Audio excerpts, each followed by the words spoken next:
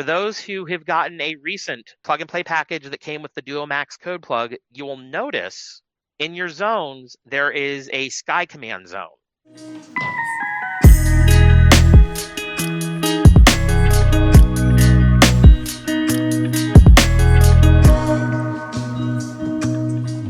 That is because the Skybridge has been pre-configured for you in the plug-and-play options where you can actually key the radio from a channel and it tells the Skybridge to either reboot or shut down. So if you're using it in your car with your Wi-Fi hotspot, you can use your radio to key the Skybridge to tell it, hey, shut this down so I can, disconnect the power and not corrupt the card. So that is something new for the new Skybridge plug-and-play packages. Now, what the plug-and-play package is not, it is not your local repeater. What I mean by that is it's not analog. It doesn't take and allow you to link to an analog repeater. The Skybridge acts like your own personal repeater for DMR, your own gateway to the BrandMeister network or the TGIF network or whichever network you may have set up as an additional network in the configuration. It acts as your own gateway to those networks without having to rely on somebody else's repeater or tying up a time slot on a local repeater and getting yelled at by the repeater owner. Hey, why are you always on my repeater? Get off my repeater. Get off my lawn. Which they've heard several times in Michigan from what I've heard from some repeater owners. So the hotspot has become a friend to several people in Michigan. The Duo Max code plug, for James's question, we are still hashing that out on when it's going to be available as a standalone and what the prerequisites are going to be. Because you'll have to make sure your hotspot is configured correctly to fully utilize that code plug. So that is one of the things that you will be responsible for if you get the code plug by itself when it becomes available, is you have to make sure your hotspot is pre-configured for BrandMeister and TGIF Network. So you can fully utilize that code plug. The plug-and-play package, as far as the mobile goes, 578, the Skybridge, the training courses, and the included accessories that are listed on the page. It does not include an external antenna for the 578 and does not include a power supply. I'm not aware of any dealer that sells a mobile radio with a power supply unless it is a specific sale that they're doing that says, buy this radio, you get a power supply with it. So that is one thing that I want to make clear. It's a mobile plug and play package that's intended to be installed in a vehicle. If you're using it for, a base station, then you need to get a power supply and an external antenna to use it with. So just to be clear on that, because I don't want anybody being like, hey, why is there no way to power this thing? Plug and play implies that we've programmed everything at the warehouse. All you've got to do is plug in your power to the radio, plug in the power to the Skybridge, and make sure that your Ethernet cable's plugged in, and you're good to go. Setting it up for Wi-Fi, there are configuration steps for that, and we can help those. So we can definitely help with getting the Skybridge set up on your Wi-Fi. And depending on who makes your phone, whether it's an iPhone or an Android phone, there are some different steps for making sure that it works correctly with the Wi-Fi hotspot on the phone. We do have an article on the website. I will look for the link for that because I don't remember it off the top of my head. I can remember support.bridgecomsystems.com/product-support/878-V2 and so on to get you to the link to the CPS, but I can't remember the link for the iPhone help guide. So maybe I need to memorize that, but it's been a while since anybody's asked me for help with an iPhone on the Skybridge. Be careful trying to memorize anything else. Jarvis will melt down. Yeah. Speaking of meltdowns. Well, just as a reminder, everybody, 8 minutes left. 8 minutes left. Make sure you got your name in the hat. See what we got can pull out of the goodie bag. Lenny, we covered that earlier, that is something that we are waiting for Anytone to introduce into a radio. We don't know when that's going to be. So we are just waiting for Anytone to tell us, hey, it's in the next radio. So it is up to Anytone at this point on when that becomes a feature that's actually in the radio. Alan, I will have to check on that after the show. Daniel, aka Trouble, I can completely agree with that because when I used to do Uber and Lyft, what I would do is sit with my ham radio with the airband receive on and actually sit at the airport and look at the FlightAware app and see when it says the plane's coming in, and then listen to the traffic for the tower and listen to the incoming flights to see when that plane's coming in.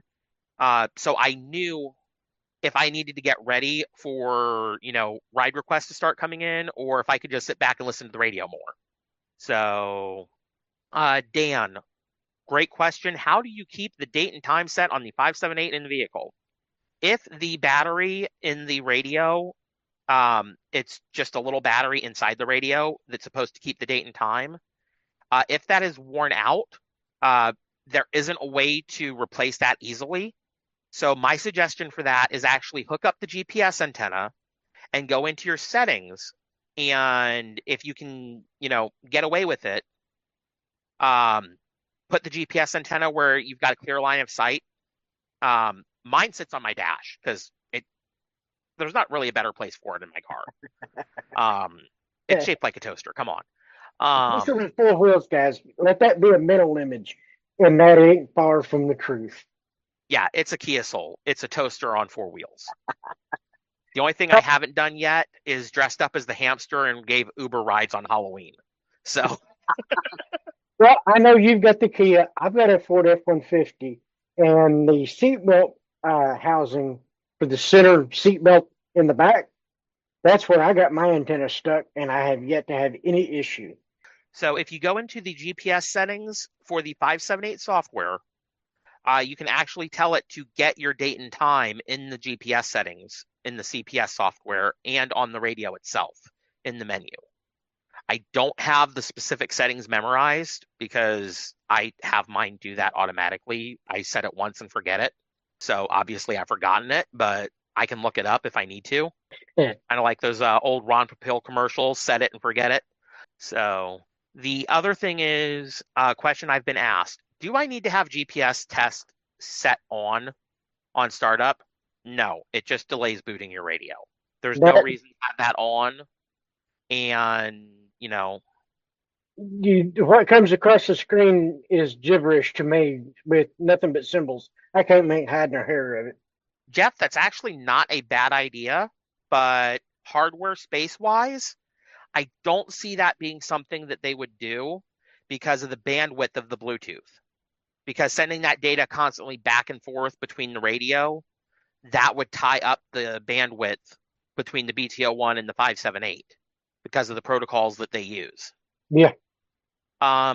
Just saw a comment on YouTube from DC, said, "Hey Jeremiah, it's Dan, KE2EJC. You helped me get my node back online after the screen was froze. Thank you so much and happy holidays." Dan, you are quite welcome. Glad that applause for you, Jeremiah. Speaking of thank yous, I need to give one to Alan and to DUI because this showed up in the mail, and I think Jeremy got one too. Thank you, sir. Thank you, sir. Thank you, sir. So thank you, Alan, for those. Was not expecting that. Was not at all. I was asking my wife, what did you order from Missouri? I didn't order anything. I didn't either. And then Saturday, UPS guy ran, and I got a white box. It's like, well, let's see what it is. And for those who have entered the drawing, thank you for entering. We'll get to that here in just a moment. And Larry does have his hand raised, so let me pull him up here.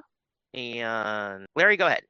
Yeah. What I had with mine for years on my 578 would the battery, I just have a battery shut off and the time and everything would just, after a period of time, that battery don't last forever and it'd quit.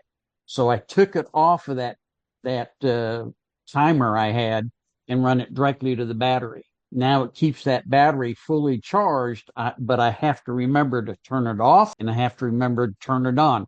I've also got it set for a 4-hour limit where it will automatically shut off in case I forget to shut it off when I get home. It'll shut off 4 hours later, and it will keep that battery charged up. I like that.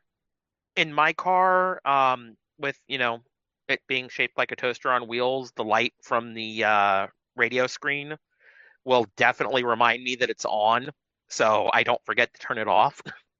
And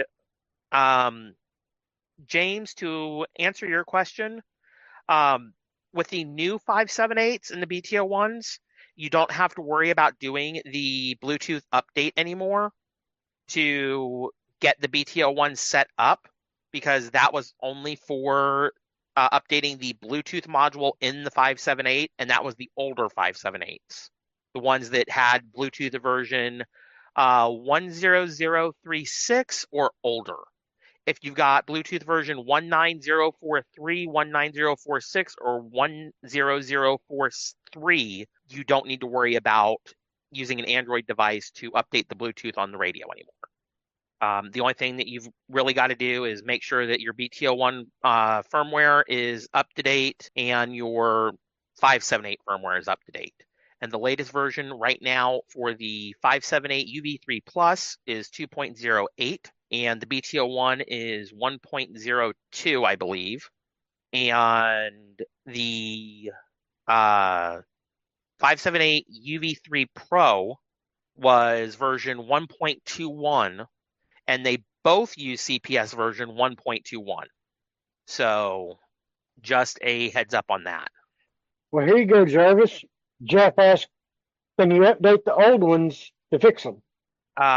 If you have the older 578 using an Android device, you can update the Bluetooth module. With some of them, they are finicky depending on the Bluetooth device or the Android device you're using. I had one 578 that I actually had to try 3 different Android devices to get it to work, to update the Bluetooth. I remember that headache we had with them. Yes. And I am so glad that we don't have to worry about that anymore. But if you have one of the UV3 Pros and, your Bluetooth version is V10036 or older, it does need to be updated, as well as the baseband needs to be updated. The SCT3258 does need to be updated for the BTO1 to work with it. And it needs to be the one that ends in Bravo Foxtrot, BF. And that is included in the latest firmware and software, which you can find at support.bridgecomsystems.com/product-support. And don't forget, there's that README file in there. That will be your roadmap on how to install and do the complete upgrade of your radio, whether it be 168, 878, or the 578. Yes, those are definitely a very good thing to have.